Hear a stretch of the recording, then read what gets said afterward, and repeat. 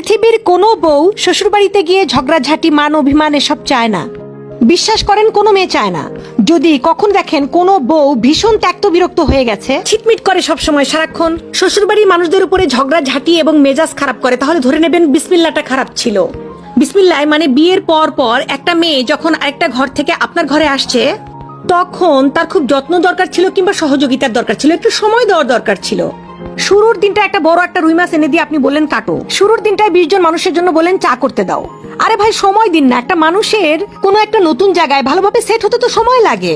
নতুন বউদের মেজাজ শুরুতেই খারাপ করে দেয়, শুরুতেই বুঝিয়ে দেয় এই বাড়িতে তুমি কাজের মেয়ের সমান, এই বাড়িতে তোমার বাপের বাড়ির মতো আদর পাবা না, এই বাড়িতে তুমি পরের বাড়ির মেয়ে হিসেবে ট্রিট হবা।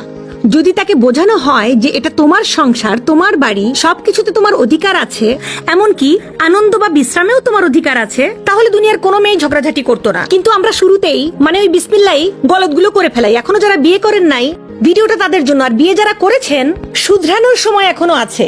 জীবনের শেষ দিন পর্যন্ত হলেও প্রত্যেকটা পুরুষের উচিত চেষ্টা করা যেন তার প্রথম দিককার ভুলগুলোকে স্ত্রী মাফ করে দেন।